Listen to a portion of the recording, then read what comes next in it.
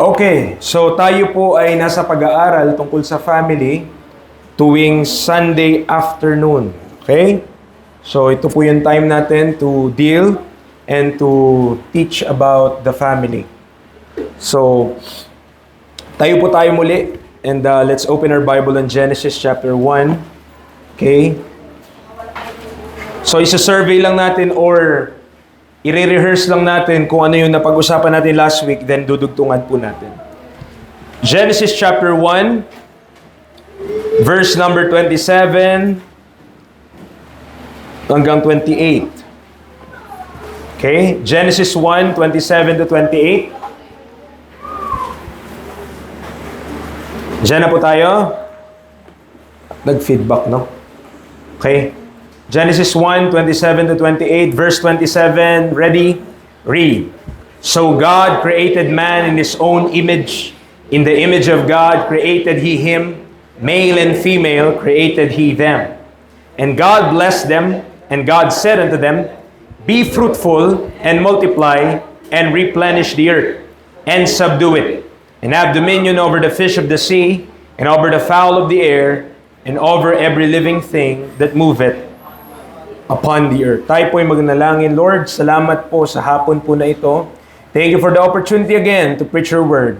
Panginoon, I don't take it for granted every waking opportunity na maibigay mo po sa akin para po mai-preach ang salita mo. Lord, salamat dahil kahit papano ay may kagamitan sa buhay po na ito. Lord, tulungan niyo po kami na sa aming mga papag-aralan. Help us to trust and obey. Help us na makita namin yung betterness ng mga bagay mo, yung kapag sumunod kami sa disenyo mo, other than the design or the conformation of this world. Thank you so much. Dahil inibig mo kami, minahal mo kami, ikaw ang unang umibig sa amin na matay para sa aming kasalanan.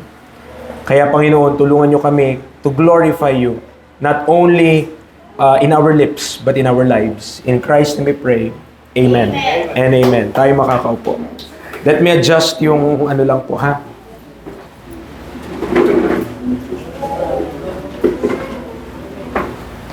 Kasi may feedback siya eh. Nagpi-feedback. Okay, so we're dealing with... Hindi ko makita.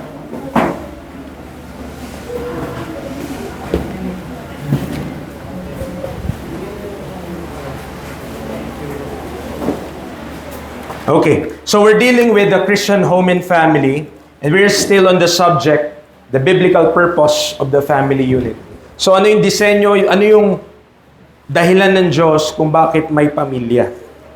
What is the biblical purpose? Why families do exist? So, kagaya po ng introduction natin last time, mga kapatid, the world is made up of families. Nations are made up of families. Churches are made up of families. So, bawat institusyon dito sa mundo, okay, particular itong mga nabanggit natin, at maging yung simbahan natin, ay composed of families. Tama po ba?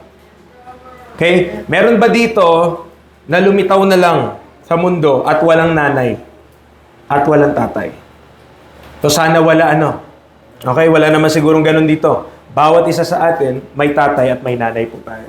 So God has clear instructions on what the first man must do and how he must lead his family on this earth.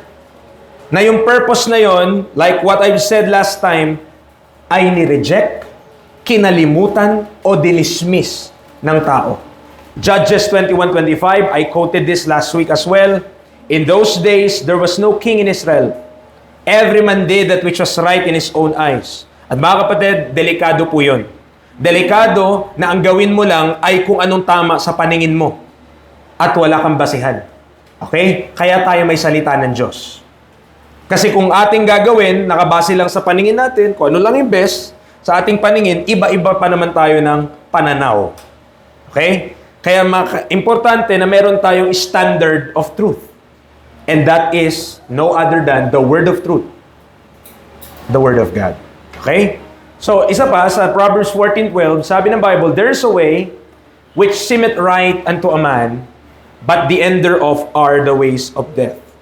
And ang tao, throughout whole history, ay through also the craftiness of Satan, napakarami siyang devices na ginamit, napakarami siyang bagay na ginawa, okay, kaisipan na pinasak sa tao para ang tao ay kumontra sa kagustuhan ng Diyos. Okay? Napakadami. I'll just give you an example. Bigyan ko muna kayo halimbawa po. Halimbawa, yung tao ng pangalan niya si Sigmund Freud. Kilala niyo si Sigmund Freud? Okay? Kilala si Sigmund Freud? That man, yung responsible, mga kapatid, sa napakaraming kaguluhan ngayon sa mga gender identity na yan. Okay? Dahil sa kanya din. Doon sa kanya mga studies. Okay? At di ko alam may tawag sa kanya, father of psychoanalysis something. Ganyan. So, that man, maraming na-infiltrate. So, ang thought o ang isipan ng tao, kaya, kung mapansin niyo po din, inaatake yung so-called na yung traditional family, kung papaano yung pamilya, nanay, tatay, tapos may mga anak. That is attack. Bakit? Kasi ngayon po, hindi na nahiya ang mga tao, ha?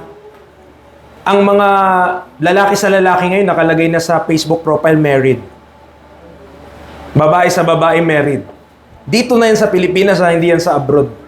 Dito yan sa Pilipinas. Meron na mga kinakasal ngayon. Kaya nga minsan, may mga naghahanap na po ng LGBT-friendly ministers who do weddings ng mga ganyan.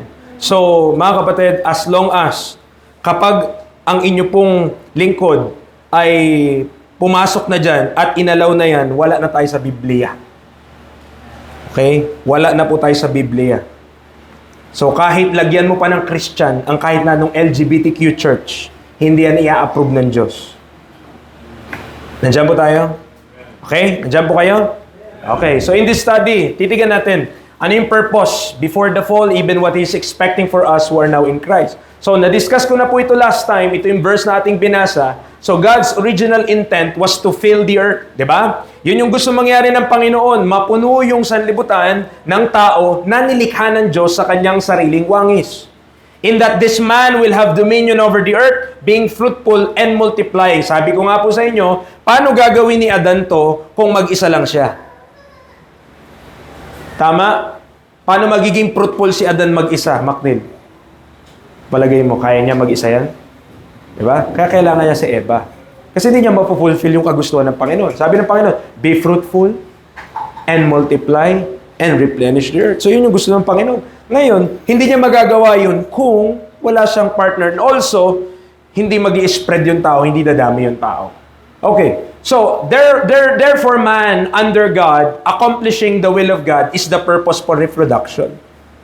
Okay? So, ang original intent po talaga ng Diyos, dumami ang tao. Okay? Nandiyan po tayo?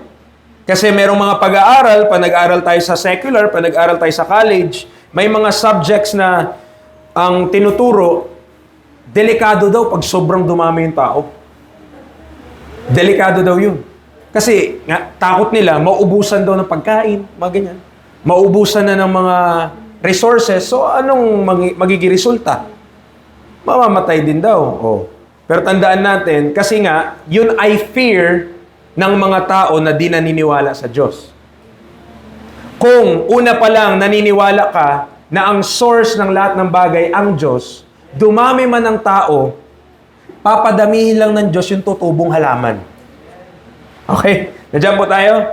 So, dinil ko na rin po ito, yung purpose kung bakit, ano daw yung disenyo ng marriage, sabi ni Professor Charles Clough. He's a Christian, he's a dispensationalist. Hindi lang siya KJB.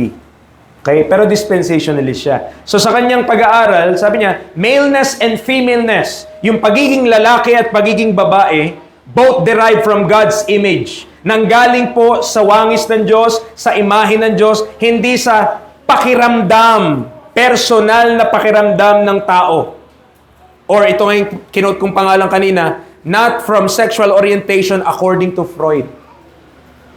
Tandaan niyo po yan ha.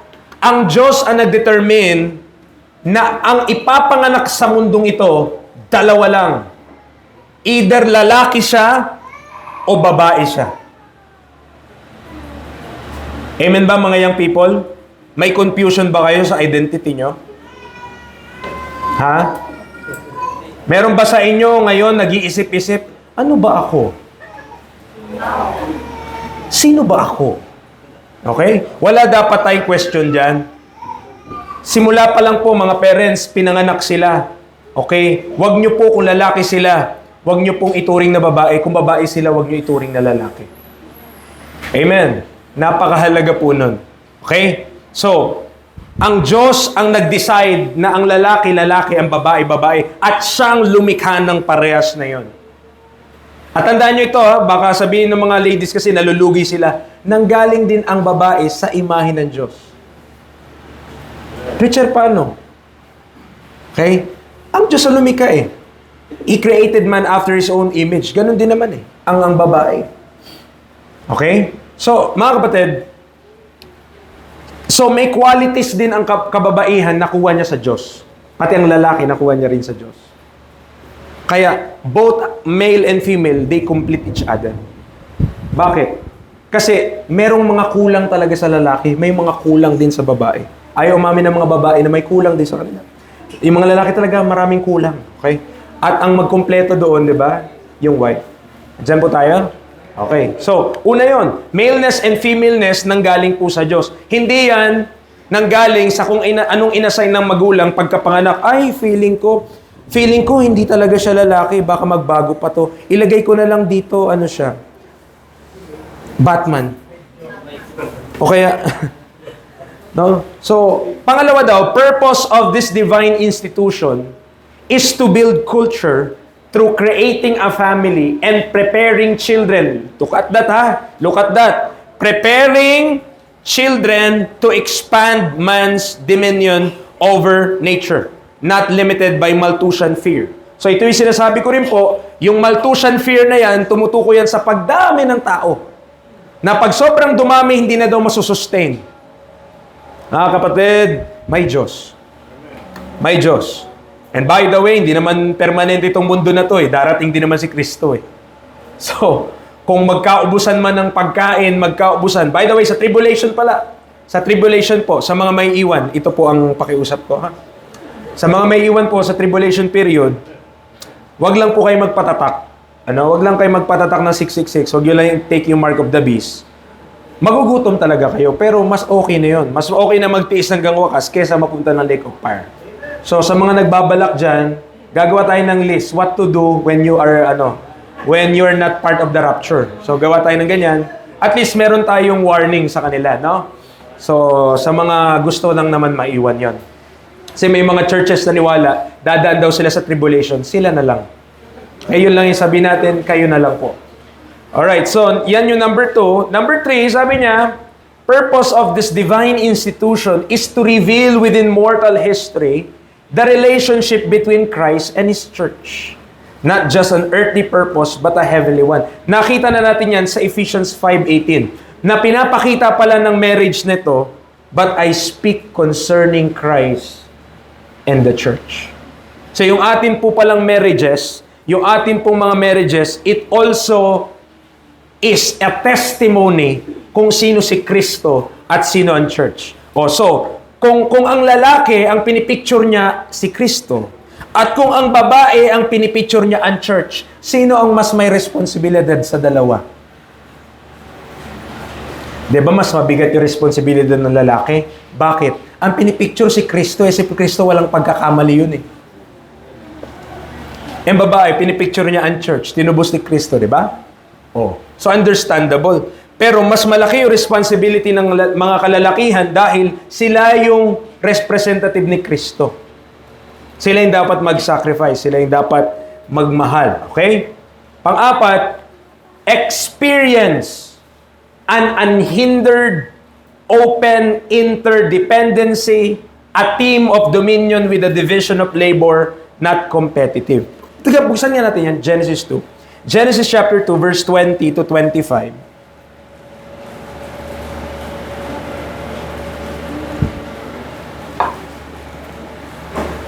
And Adam gave names to all cattle, Sipag ni Adan, no? Sipin mo lahat ng mga gumagapang dyan na pangalanan niya. Lahat ng mga baka, ganyan. And to the fowl of the air, and to every beast of the field. But for Adam, there was not found an help meet for him. And the Lord God caused a deep sleep to fall upon Adam, and he slept. And he took one of his ribs, and closed up the flesh instead thereof. And the rib which the Lord God had taken from man, made he a woman, and brought her unto the man. And Adam said, This is now bone of my bones, and flesh of my flesh. She shall be called woman, because she was taken out of man. Therefore shall a man leave his father and his mother, and shall cleave unto his wife, and they shall be one flesh. And they were both naked, the man and his wife, and were not ashamed. Mga kapatid, since that point, Eve was Adam's helpmeet, or meet for him. Tulong sa kanya. Okay, pakinggan niyo po ito mabuti ha. Sa mga nagbabalak, sa mga may plano, sa mga nagdi-desire na magpa-family one day. Okay? O sa mga men, sa mga young men natin dito sa church, nagdi-desire kayo mag-asawa, ito ang munang isipin nyo. Ang babae, si Eve, dinisign ng Diyos sa verse number 20 to be an helpmeet. Tama? To help Adam. Ngayon, bakit niya kailangan ng tulong? Ba't kailangan ng tulong ni Adan? Bakit po kailangan ng tulong ni Adan? Kasi merong pinapagawa ang Diyos sa kanya. Tama? May trabahong pinagkatiwala ang Diyos kay Adan. At yung trabaho na yon, be fruitful, multiply, replenish the earth, and have dominion over lahat. Kaya ni Adan lahat yun? Ang laki-laki, ang dami-dami mga hayop, pero sabi ng Diyos, have dominion over. So hindi niya kaya. Talagang kailangan niya ng help. O ngayon, sa mga young men natin, gusto niyo mag-asawa, pero wala namang kayo. Baga, hindi niyo naman kailangan ng tulong eh. Ba't di niyo kailangan ng tulong? Wala namang kayong ginagawa eh. Wala namang, di ba? O, so kung mga kailangan na kayo ng tulong, yun na, i-pray niyo na, Lord, kailangan ko na ng Eve sa buhay ko. Kaya lang, kapag wala pa naman kayong, wala naman eh.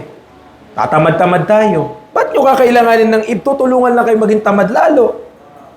O, hindi uubra yan. So, maliwanag ba? Okay. So, sa mga nagdi-desire doon, bakit kaya ganito yung mic ko ngayon, no? Ito, Lord, ganito mga, ipaling mo dyan. Yan. Sige, isa pa. Yan. Okay. So, nakuha ba ng mga young men natin yan? Ha? So dapat magsipag tayo. Dapat, 'di ba, magkaroon ka ng dominion kung ano mang trabaho 'yan, kung ano mang bagay 'yan, maging masipag tayo, huwag tayong tatamad-tamad, okay? Otherwise, si Eve, walang maitutulong sa iyo. Okay? Di, preacher, kailangan ko lang magpupunas ng pawis ko eh. Ano ba naman 'yan, mga ano na 'yan, no? So, tama, diba? Magpanyo ka pag ganyan. Okay. So this, including most of God's order and will, are being attacked. Inaatake po yun since the beginning ni Satan. No wonder kung gaano kahirap ituro yung Biblia at ituro mo talaga na may expectation na sundin. Napakahirap ituro ng Biblia ngayon, even sa mga nag-church na mismo. Because Satan, the God of this world, has so penetrated the human mindset that it is set to be an enmity against God by default. No? Hirap, di ba? Tama? Yung mga simpleng bagay lang, yung mga laging pinipreach na atin from time to time, ang hirap i-apply, ang hirap Bakit? Kasi po, ito na lang po, bibigay ko sa inyo as a sort of illustration. Kung tayo nakikinig ng preaching, sabihin natin once a week. Okay? At nasa world ka 6 times a week. Lalo na sa mga estudyante. 6 times a week or 5 times a week kang nadodoktrinahan ng mundo. Kung paano mag-isip ang mundo. Tapos pag linggo, may kinig ka ng preaching. isang oras, pagod na pagod ka pa. Pero sa school, 6 hours, 8 hours na turo ng teacher, di ba, kailangan mo yun para makapasa. Okay. But imagine yung dami ng oras na inispend na estudyante doon compared sa pakikinig niya ng salita ng Diyos. So, sino magwawagi sa isipan niya talaga? So, naturally speaking, the things of the world. Yun talaga yung mananaig. Bakit? Mas maraming oras tayong nabibigay doon eh. Ganun lang naman talaga yun eh.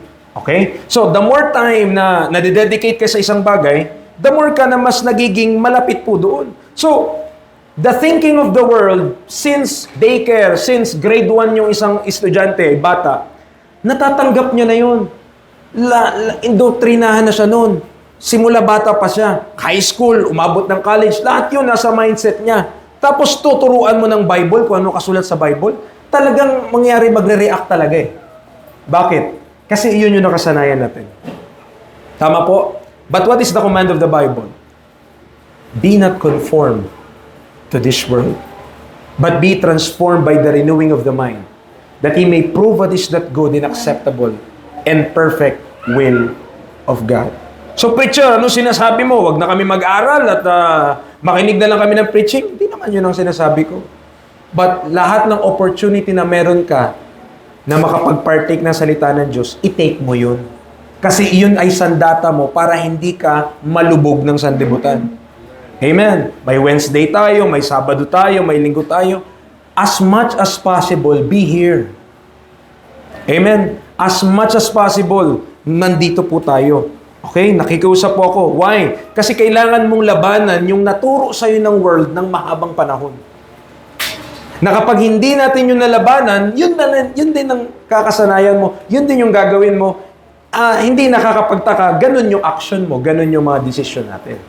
So Satan, also knowing that the family is central to God's plan and purpose, alam ni Satanas, sentro talaga yung pamilya sa plano ng Diyos eh. At layunin ng Diyos. Kaya walang ibang gusto si Satanas, kundi sirain ang pamilya. Amen. Wala siyang ibang desire. Ganyan, kasi pag nasira niya to, mga kapatid, madami. Okay? Kaya ini-encourage natin even dito, yung mga young men dito sa church, tayo po na mga nandito sa church, if we have experienced a broken family, okay? Na-experience natin yung broken family sa pamilya natin, sa experience natin, mga kapatid, wag na sa henerasyon mo. Naranasan mo na eh. 'Di ba? Pero hindi mo na yun mababago. Hindi mo naman yun wala kang magawa dun eh. But, pagdating sa'yo, dapat di na maulit. At paano mangyayari yun kung hindi ka makikinig sa sinasabi ng Diyos? Kaya nga nangyayari yung mga bagay na yun kasi ang tao umalis sa kagustuhan ng Diyos sa tao. Ang Diyos ang nagdisenyo. Ito yung dapat mangyari. Lalaki at babae, magiging mag-asawa sila, magtatayo sila, tataguyod sila ng sariling pamilya. Napakaraming inimbento yung kaaway para hindi mangyari yun. At kung tayo, ang papakinggan natin lagi ay sanlibutan, yung tinig ng sanlibutan. Diba? Hello, this is Papa Jack. Papa Jack, sa inyong mga suhestyon sa pag-ibig. Kung ganyan yung mga papakinggan natin, mga kapatid, how could we have a healthy family according to the Bible? So, yun lamang po. Yun yung ating heart's desire. So, yung fall, of course, alam natin, nahulog ang tao sa kasalanan at may mga consequences ito na hindi natin ma-reverse. May kailangan na magpawis ng tao para kumain. Kailangan na, di ba, mahirap na mga anak, masakit sa tiyan. So, howbeit, the presence of the curses does not remove man's faith to please God, but rather hardships that man has to go through because of sin. Meron na eh. Okay? May mga hardship po mga kapatid eh. Di ba? Ito yon, Genesis 3:16 to 19, binasa natin. Sa conception ng woman, sa verse number 16, and thy desire shall be to thy husband, and he shall rule over thee.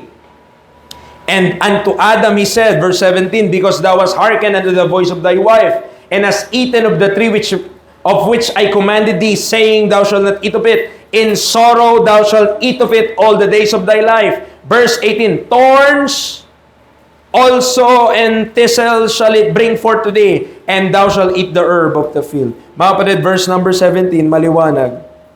Kaya verse number 19, in the sweat of thy face shalt thou eat bread.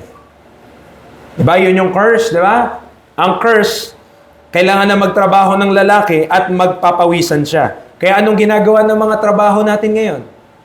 As much as possible, nasa aircon para hindi pagpawisan. Diba? Kasi nga, sabi ng Panginoon, kailangan magpawis ka. Sabi ng mga trabaho, huwag tayo magpawis, mag-aircon tayo. In the sweat of thy face shalt thou eat bread till thou return unto the ground. For out of it was thou taken, for dust thou art, and unto dust shalt thou return. Now, binigay din po sa atin yung sa Deuteronomy chapter 5, yung chiastic structure, na sa Deuteronomy 5, yan yung design, di ba? Ito rin po yung binigay ko sa inyo last time. Pero para lang mabilis tayo, pina-PowerPoint slide ko na. So, yung 5, 6 to 10, it corresponds doon sa baba. Okay? Yung 5:11 corresponds sa 5:20, yung 5:12 to 15 corresponds sa 5:19, yung 5:16 sa 5:18, tas gitna yung 17. Ngayon, ang itsura niyan, pag ginawa mong chart, ay ganyan. Okay? Ito yung ginagawa ko doon last time na yung sulat ko kasi, pang doktor. Sobrang ganda. Pang reseta ng gamot. Hindi maintindihan. So, at the very bottom, kung ang ating puso ay sa Diyos, ang pananalita mo, honest. Tama? Kasi may takot ka sa Diyos eh. At kapag ang pananalita mo, honest, magiging productive at magiging respected yung labor and property. Okay? And also, magiging matibay yung family, mapoprotektahan yung pamilya. Oh, so, bilis siya. Pero on the other hand, kapag ang allegiance ng isang tao ay kanyang sarili, ibig sabihin, pansariling interest lang, selfish ba? Pag ganun ang so, wala siyang pakialam kahit may masagi siya, kahit may masaktan siya, kahit ba magsinungaling pa siya, basta lang makuha niya yung gusto niya. So, ang magiging pananalita niya, yung integrity ng communication niya, wala, deceitfully. Deceitful yung magiging epekto nito, mga kapatid.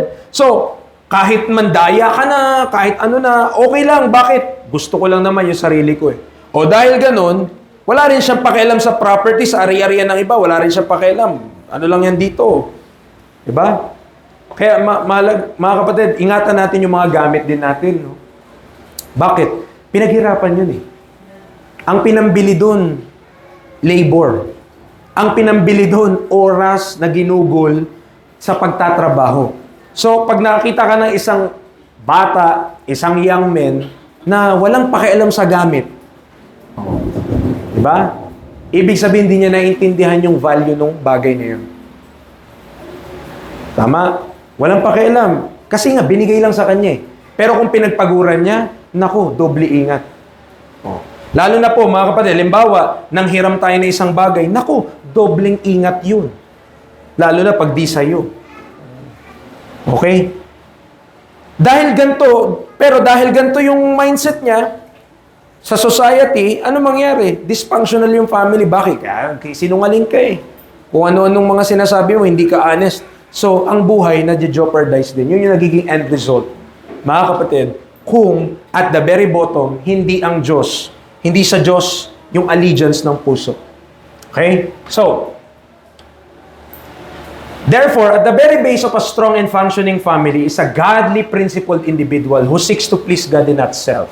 So, ang gusto niyang ma-please ang Diyos at hindi ang sarili niya. If man first seeks his own welfare and interest, his family and the rest of the society will not function right as God designed it to be. So, hindi magpa-function yun na maayos. Okay, hindi siya magpa-function ng as it is intended to be by God dahil pang-sariling interest yung nasusunod. So, ito na po. Okay, nanggaling na tayo dun sa under the law, nanggaling na tayo dun sa before the fall. Hindi na tayo in Christ. One dynamic that should be understood in light of the following passages found primarily in the Pauline epistle is the assumption that the whole family is congregating with other believers in Christ in a local church. So mga kapatid, ang assumption nito, pakinggan niyo po ha, itong mga verse na pag-aaralan natin, titigan natin, ang assumption nito, nasa church ka, at ikaw na nasa church, kasama mo yung mga ibang believers na nananampalataya din kay Kristo. Yun ang assumption. Kasi epistle na to ni Paul. Ibig sabihin, believers na yung sinusulatan niya. Okay. Yun yung advantage natin mga kapatid ngayon. Bakit? Kasi at least sama-sama tayo, nagtutulungan tayo. At makakapag-alalahanan tayo sa bawat isa. Otherwise, doon naman po sa mga, yung isa pa pong membro ng family ay hindi pa saved, ina-address din naman ng Bible yun. Okay? Nako-cover pa rin. So therefore, instructions include the proper behavior of men and women in the assembly. Kaya pag pinag-usapan natin yung family at mula sa sulat ni Paul tayo nag-base, ilagay mo sa isipan mo dahil nasa church context na tayo ngayon. Hindi na lamang, no longer under nung panahon ni Adan. Kasi wala namang church nung panahon niya na body of Christ. Wala rin nung panahon nila Moses. Meron silang nation of Israel, but not the church which is his body. Ngayon tayo, we are on this context na tayo po ay nasa church na. So, expect nyo na may mga sinulat si Paul kung paano mag-behave ang isang tao sa loob ng isang church. Nakakasunod po ba? Okay, sige. Pag mamaya, pag nagising na kayo, tapos na tayo. Okay. Una, 1 Corinthians 7. Punta tayo. 1 Corinthians chapter 7.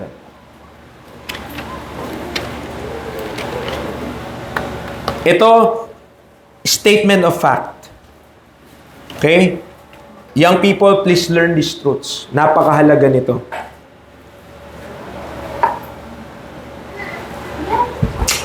1 Corinthians chapter 7 verse 32. Dito muna tayo. Ano sabi ng Bible hanggang 34? But I would have you without carefulness. He that is unmarried. Mag-amen nga yung mga unmarried. Yung iba, hindi nila sigurado. He that is unmarried careth for the things. Kayo magsabi. Isa pa, sabay-sabay. Ready, go! Ang hina. Isa pa. 1, 2, 3, go! May na lang isa, di ba? Clear ba yon? Clear ba yung instruction ng Bible? Na sa unmarried, ano dapat ang pinapakialaman? Things of the Lord. Now, how he may please the Lord. Okay. Pero sinabi yan sa he. O, sino yung mga he dito? O. Ngayon, verse 34 muna. There's difference also between a wife and a virgin. The unmarried woman, o ito naman, to the she, careth for the things of the Lord, that she may be holy, both in body and in spirit. But she that is married, careth for the things of the world, how she may please her husband. 33, ganun din yung sinasabi. But he naman, para sa lalaki na married, careth for the things that are of the world, how he may please his wife. O mga young people ha, know this. Habang kayo ay hindi pa married, atupagin nyo kung ano yung sinabi ng Diyos na dapat nyong atupagin. Clear ba yun? Amen. Okay? Ang advantage kasi ng mga children, may parents pa sila. Okay? At bilang children, sabihin ng tatay mo, sabihin ng nanay mo, anak, tulong ka dito, tulong ka. Okay? Gawin mo to, gawin mo yan. Okay? Hindi yun mali. O baka gamitin nyo naman excuse yan, i-quote nyo pa ako. Papa, sabi ni preacher, careth for the things of the Lord. Huwag na ako dyan sa gawaing bahay. Di na ako dyan. O, maling aplikasyon yun. Ha? Maling aplikasyon yun. Pag may batang gumawa niyan, opo, binibigyan ko kayo ng karapatang mamalo. Ha? Maling aplikasyon yun. But, ito po, ang tignan mabuti dito sa talata na to, kapag ikaw ay married naman na, you will care for the things of this world. Why? Kailangan mo na mag-provide eh. Sa wife naman, kailangan mo na asikasuhin yung husband mo, kailangan mo ng mga gagawin. So, but clearly, to those who are not yet married, to those who are unmarried, yun yung term ng Bible eh, unmarried. Okay? He that is unmarried and the unmarried woman, both of them, ano dapat ang ating interest? Anong kinakatupag natin? Things that may please the Lord. Hindi TikTok. Hindi girlfriend at boyfriend. Tama? Things of the Lord. Okay? Turuan nyo yung sarili nyo. Yung appetite kasi natuturuan naman yun. Dati, hindi ka mahilig sa itlog. Kain ka ng kain na itlog, naging mahilig ka na sa itlog. Dati, hindi ka mahilig sa sinigang. Kain ka ng kain sinigang, naging mahilig. Natuturuan ng appetite. Ibig sabihin lang, ngayon, siguro, hindi ka pa sanay. Kasi nasanay ka, puro things, activity mo, puro sa sanlibutan. Pero pag tinuruan mo, lagi, pang things of God, magbasa ng Bible, umawit ng mga song, tumugtog ng instrument. When you learn these things na yun ang palagi mong paulit-ulit, nasasanay ka na din doon. Amen. At yun dapat inatupag po mga kapatid, lalo na ng ating mga young people, please. Ang dami niyong kabisihan sa buhay, hindi naman yan ang pinapagawa ng Diyos sa inyo. Amen. Sasabihin, wala kaming time. Pero sa totoo lang, yung time nyo naman, nasayang lang. Yung time natin, ginamit lang natin sa sanlibutan. Amen. Hindi na kayo makapag-amen ha. Mag-amen kayo, kailangan natin to lahat. Okay? Pinipreach ko to para sa church natin. Kasi one day, kayong mga young people, mag-aasawa din kayo. Oo. Kahit hindi po, mga adult, kahit hindi kayo maniwala sa mga mukha niyang mga yan. Hintayin nyo lang ang pagkilos ng Diyos sa kanila, yung milagro ng Diyos. Sa buhay nila. Amen. Kaya lang, kahit anong, ito po kahit anong milagro ng Diyos, kung tamad talaga, talagang yan, mahirap. Yan talaga yung katamaran na yan, kailangan masolve yan. Ha? So, yan ang hindi pwede kahit sa church, sa local church, hindi pwede ang tamad. Yan ang hindi yan a-approve ng Diyos. Okay.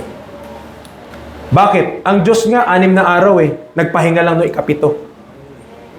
Diyan tayo? Amen. Tayo pa? Nakuha ba natin yun? So this passage, sabi dyan, shows that the unmarried children should care for the things that belong to the Lord, while the married careth for the things of the world, how they may please their spouse. Now, next, 1 Corinthians 11. 1 Corinthians chapter 11.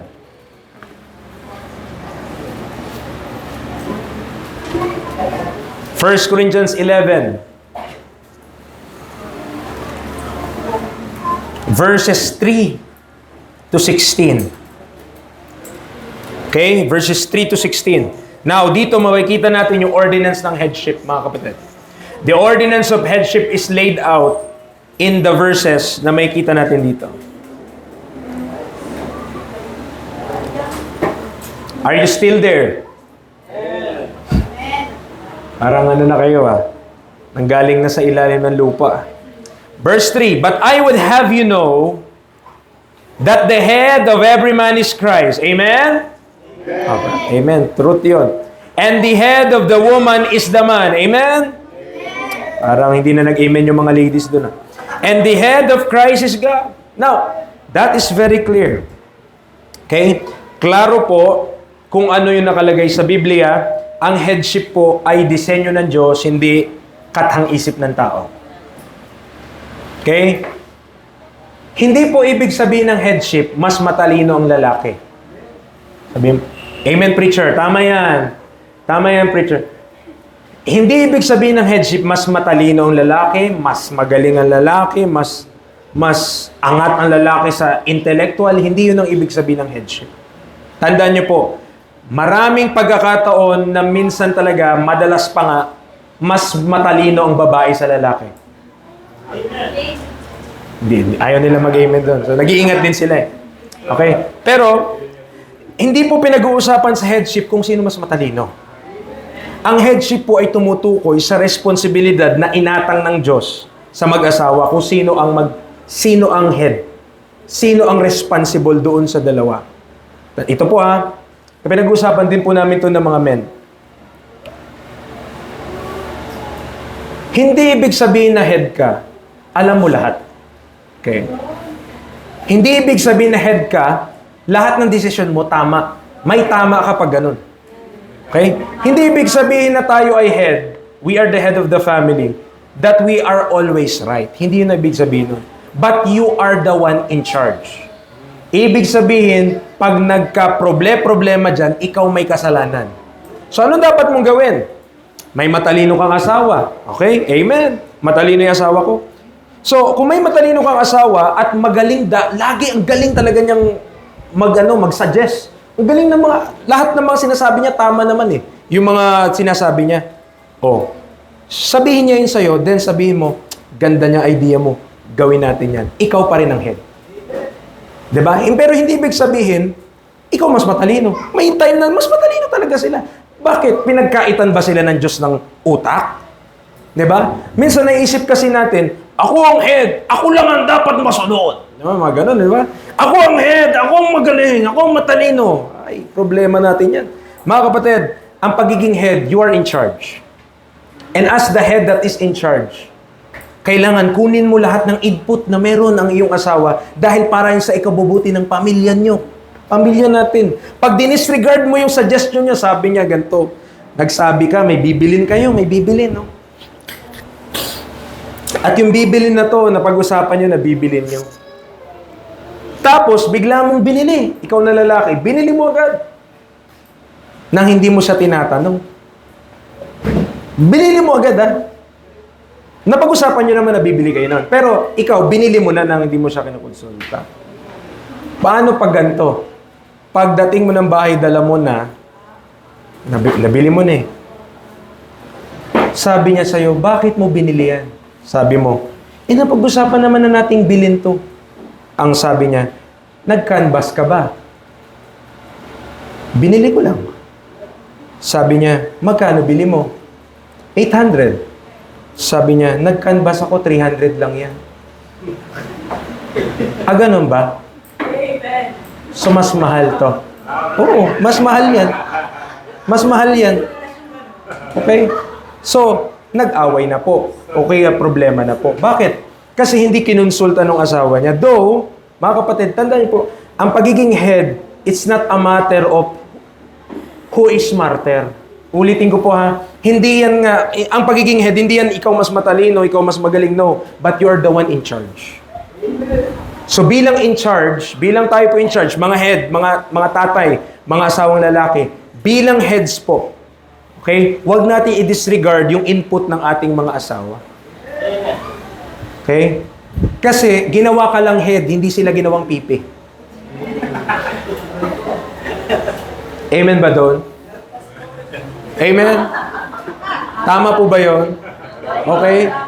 Tayo, ginawa lang tayong head ng Panginoon kasi tayo kapag merong problema, tayo yung in charge, tayo yung mabiblame. So, we must, by all means, kung kaya natin, i-ask natin anong suggestion nila, pero at the end of the day, pag inisip mo, tama kaya yun? Ikaw pa rin naman magdi-decide eh. May point yung misis ko. Okay? Minsan kasi baka inisip natin, miss, na mas matalino ako sa'yo. Mas magaling ako. Pag ganyan yung isip natin, hindi yan tulungan. Awayan yan. Okay? So sabi niya, verse number 3, the head of every man is Christ. Agree tayo lahat doon. Pero yung head of the woman is the man, medyo, Lord, tama ba yan? Mistranslation yata yan. Tingnan natin sa Greek. No? Hindi po. Maliwanag ang Bible dyan. Verse number 4, every man praying or prophesying, having his head covered, dishonoreth his head. But every woman that prayeth or prophesieth with her head uncovered, dishonoreth her head. For that is even all one as if she were shaven. Okay? Verse number 6, for if the woman be not covered, let her also be shorn. So mas mainam pa na kalbo. But it be a shame for a woman to be shorn or shaven, let her be covered. For a man indeed ought not to cover his head. Amen. Hindi daw, verse number 7, a man indeed ought not to cover his head. Praise the Lord. Wala pa ako sinasabi, nakayuko na kayo. Ang liwanag, di ba? Ang liwanag naman ang sabi ng Bible dyan. Tama ba? Kailangan pa ba nating i-memorize yan? Oh. Bakit? For as much as he is the image and glory of God, but the woman is the glory of the man.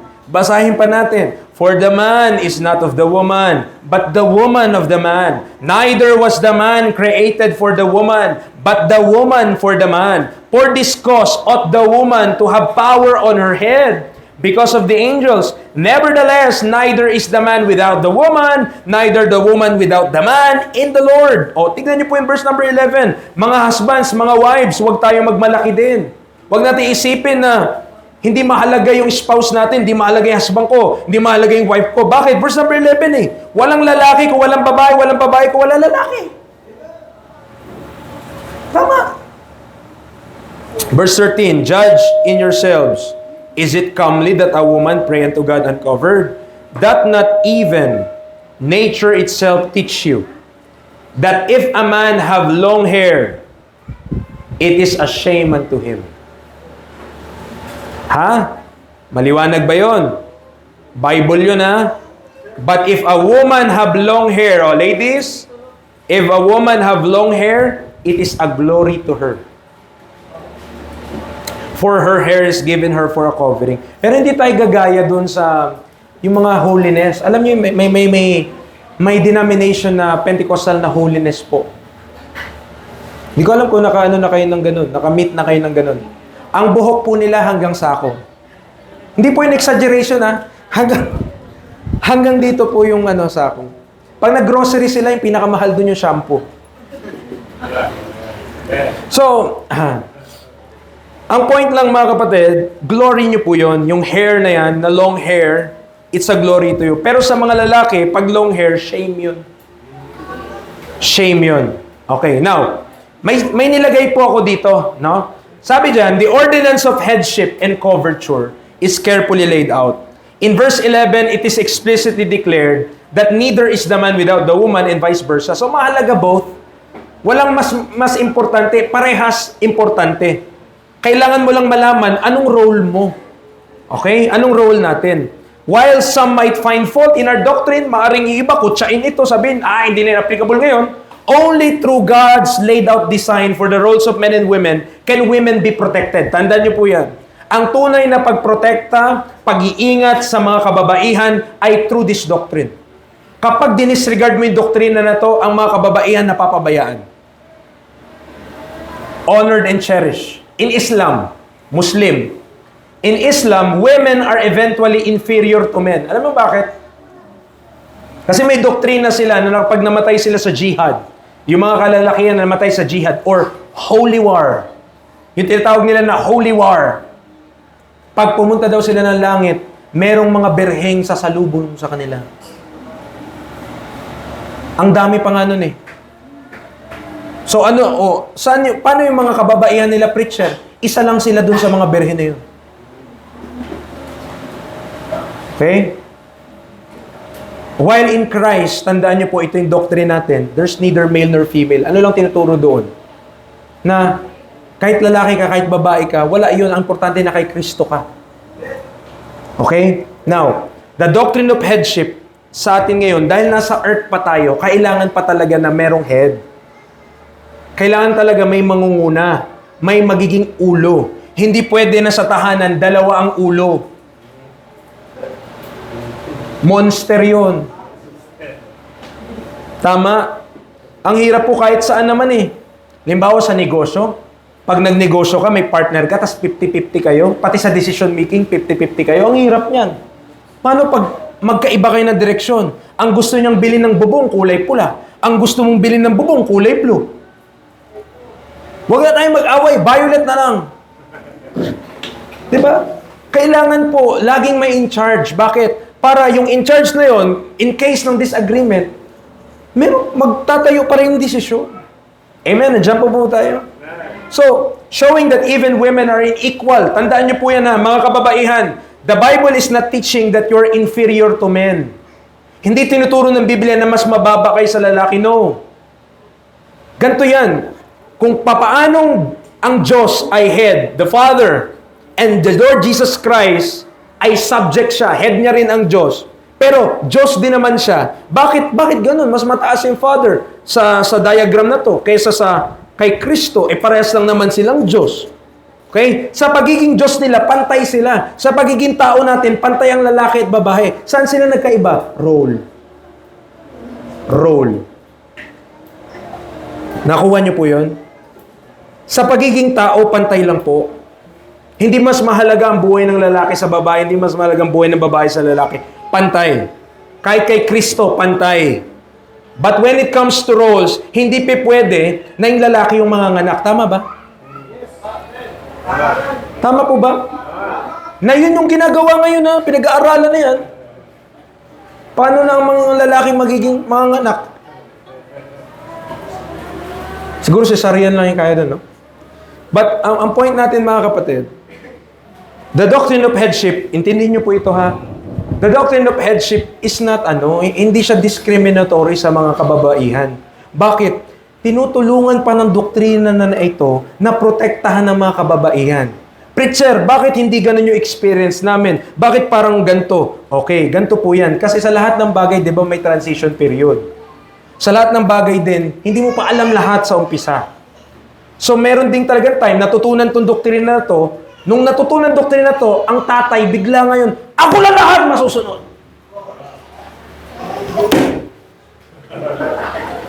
Yung tapang, lahat na, siya daw masusunod. Oh, nagutom siya. Nasaan na yung ulam? Wala pa po kayong inuutos eh. Okay? So, hindi ganun. Hindi yun yung headship na tinuturo ng Bible, mga kapatid. Pag natutunan natin yung headship, it will be a responsible headship. Ang mga lalaki, tinuturuan ng Bible to be responsible. To be loving. Yun ang utos sa atin, husband, love your wives. Ang ibang husband, iba eh. Ano sila, British? Paano British? Husbands, love your wives. Kaya tinatawanan nila eh. Diba? So, yun ang problema natin, So, kailangan matutunan natin ng tama itong mga bagay na to. So, tandaan natin ha, kapag mali ang application ng headship, ang problema wala sa Diyos. Ang problema nasa sa atin. So, anong gagawin natin? Sisihin natin ng Diyos? Hindi. Paturo tayo. Ibig sabihin, baka may mali tayo sa approach, baka may mali tayo sa ating ginagawa. Yan yung sa headship sa 1 Corinthians 11. Now, moving on. Ephesians 5. Ephesians chapter 5. Okay, gising pa po ba kayo? Amen. I hope na bibless tayo at hindi tayo na-offend, no? Pero sabi nga ni Pastor Rod, mas gusto niya daw na ma-offend para bumalik. Ephesians chapter 5, verse 22 to 33. Okay. Ephesians chapter 5, verse 22 to 33. Ephesians chapter 5, verses 22 to 33. Okay, sabi niya po, verse number 22. Wives, submit yourselves unto your own husbands as unto the Lord. Uy, importante po yung dulo na yon. Yung unto the Lord na yon. Okay, bakit po? Kasi, tandaan po natin, hindi naman lahat ng ipagawa ng husband, paano pag kasalanan na yung papagawa niya? Paano kapag, di ba? Oh, kasalanan na yung papagawa sa iyo. Oh, doon na papasok yung unto the Lord. Mga kapatid, under the lordship of the Lord Jesus Christ. Okay? So mga husband hindi porke tayo ang head, magsabi-sabi tayo, gawin mo yan, ako ang head. Ako masusunod dito sa bahay na to. Okay. Ano ba pinapagawa mo? Kailangan saliksikin din natin baka yung pinapagawa natin mali, baka yung pinapagawa natin hindi na po nakakalugod sa Panginoon. Okay? Clear ba yon? Submit you, but yung mga wives naman, ito po wives, submit yourself unto your own husbands. Wala namang pinapagawa sa inyong kasalanan. Wala namang pinapagawa sa inyong hindi makakalugod sa Panginoon. Amen. Pero hindi. Talagang mahirap, Pero yan ang sabi ng Bible. Okay? Clear po ba doon? Okay, kailangan natin lahat ng help. Tama po? We all need help. Wala pong sa atin mas magaling. Wala po sa atin mas dyan. So sabi niya, for the husband is the head of the wife, even as Christ is the head of the church, and He is the Savior of the body. Napakinggan nyo na po yung kwento ni Pastor James Knox. Na yung bumibili daw sa Shopee or sa kung anumang app doon sa cellphone yung babae. Bumibili siya.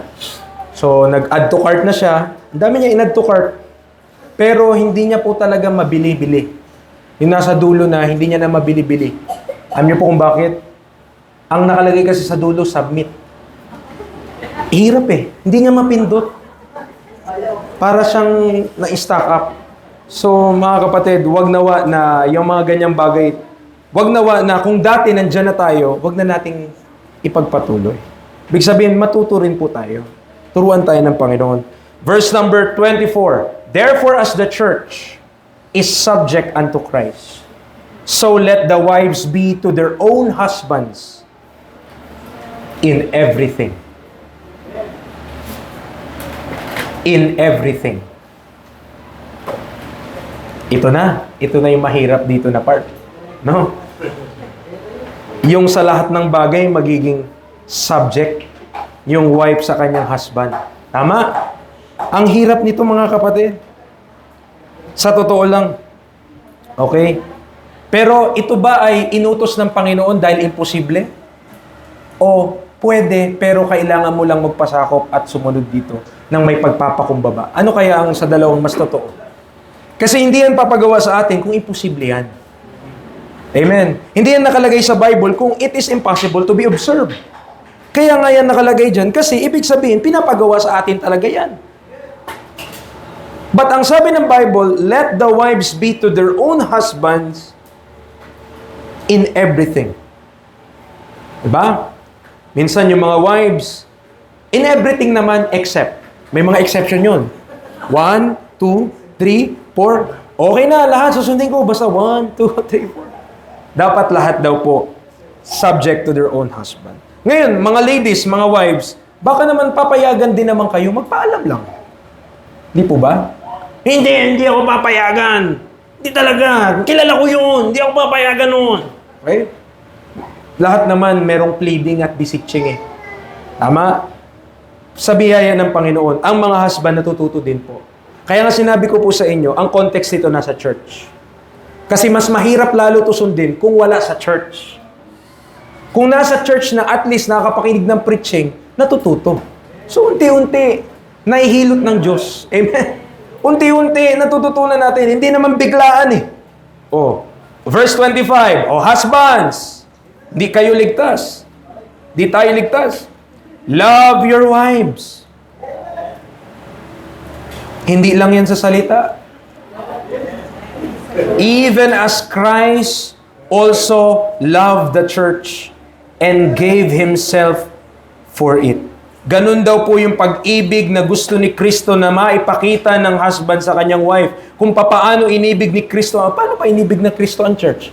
For God so loved the world that He gave His only begotten Son, that whosoever believeth in Him should not perish but have everlasting life. Binigay ni Kristo yung kanyang sarili para sa atin, namatay siya para sa atin. Ganun niya tayo kamahal. Amen. Diba, yung pinag-i-devotion po natin kahapon sa music, si Philip Bliss. Mga kapatid, naisip ko agad yung pag-ibig ni Kristo sa church. Bakit? Ligtas na siya eh.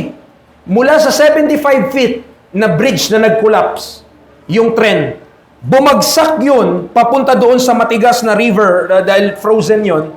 So bumagsak doon, siya buhay. Nakagapang na siya palabas ng bintana. Pero nung pagtanaw niya pabalik, nandun pa yung asawa niya na nakaipit, binalikan niya pa at hindi na makaalis. Imbis na umalis siya, sinamahan niya na lang. At namatay sila both doon sa incident na yun. Amen. Mga husbands, yun daw po yung pag-ibig na gusto ni Kristo na meron tayo sa mga wife natin. Diba? Yung pag-ibig ba na willing ka mamatay para sa Kanya, hindi yung tinutulak mo pa. Ikaw na mamatay doon. Diba? Minsan. Hindi ganun. Verse number 26. that He might sanctify and cleanse it with the washing of water by the word, that He might present it to Himself a glorious church, not having spot or wrinkle or any such thing. Praise the Lord. But that it should be holy and without blemish. Yun daw yung ginagawa ni Kristo sa church. Para matagpuan yung kanyang iglesia na walang spot, walang wrinkle, walang kahit na ano ganyan. Kundi maging without blemish, holy. Verse 28, so ought men to love their wives as their own bodies. He that loveth his wife, loveth himself. So mga husbands, mga tatay, amen. Nandiyan pa po kayo? Tapos na po yung pagiging makasarili natin. Tama? So kapag tayo may asawa na, hindi na tayo pwedeng makasarili. Okay? Talagang kailangan natin magpo-provide, kailangan nating mamahalin sila as Christ loved the church. Okay? Kung isipin mo, preacher, imposible ko yung gawin. Imposible talaga, preacher. Sabi mo ganyan. Kapatid, isipin mo lang kung gaano kamahal tayo ng Diyos sa kahit tayo makasalanan pa, namatay na si Kristo para sa atin. Wala po kahit sino sa atin ang deserving. No one among us is deserving of God's love. And yet, natanggap natin yung biyaya na yon the moment we believe. Tama? Kung merong mas nakakakilala sa atin, ang Diyos yun. Kilala niya tayo inside out, bottom up. Kilala niya tayo. All our being, yung make-up mo from your youth up to now, alam niya lahat ng kalokohan natin. Alam niya lahat ng mga bagay na pinagagawa natin. Pero napigilan ba siya nun para ibigin tayo? Napigilan ba ang Diyos na ibigin tayo, na iligtas tayo dahil lang alam niya yung mga nagawa natin from the past? Dapat hindi po. Amen. Nandiyan pa po kayo? Iba sa inyo, nasa deep sleep na. Okay? Pero, sabi niya, verse number 29, for no man ever yet hated his own flesh, but nourisheth and cherisheth it, even as the Lord the church. Diba? Ninonorish natin, mga men, ninonorish natin yung katawan natin. Pag nagutom tayo, kumakain tayo. Yung mga iba sa inyo, yung mga young men, diba? Pagwapo ng pagwapo, diba? Pag umaga. Gaganong-ganon pa, sa salamin, talagang bibili pa ng mga pampatigas ng buhok. Lahat, ginagawa natin para pag tinignan ka, wow! Wow, di ba? Parang magaganyan sila. Ngayon, we that have wives, verse number 29, kung ano yung ginagawa mo sa katawan mo, anong pag-aalaga yung ginagawa mo, gawin daw po natin, even as the Lord the church, doon sa ating mga wives. Mga husbands ha, maging mapag-alaga po tayo. Amen. Hindi na sila maka-amen eh. For we are members of His body, of His flesh, and of His bones. For this cause shall a man leave his father and mother, and shall be joined unto his wife, and they two shall be one flesh. This is a great mystery, but I speak concerning Christ and the church. Nevertheless, let every one of you in particular so love his wife even as himself, and the wife see that she reverence her husband. Okay? Sa mga husbands, ibigin ang mga wives. Sa mga wives, igalang ng sobrang taas. Reverence yung word eh. Kita niyo po yung word, reverence. Hindi lang respect, mga kapatid. Reverence. Kasi mga husband naman, yan ang kailangan nila. Yung galangin sila. Okay? Yan yung kailangan po. Reverence. But to the wives, ang kailangan nila, love. Okay? Pag nakita nila tayo na mili tayo para sa sarili natin, tas wala sila, naku, magtampo yan. Pag namili ka sa'yo, sarili mo, wala sila, sabi, yan talaga ang clear na salita ng Diyos. No? So, hindi natin ito matapos. Masyado na tayong mahaba. At baka ma-open pa natin lahat. So, hanggang dyan lang muna. Tatapusin natin yan. Okay? Ito sana yung kasunod, children. Pero next week na yung chance, children. Okay? So, tayo po ay manalangin. Lord, thank you. Salamat po sa grace mo. Salamat sa pagsama niyo po sa amin.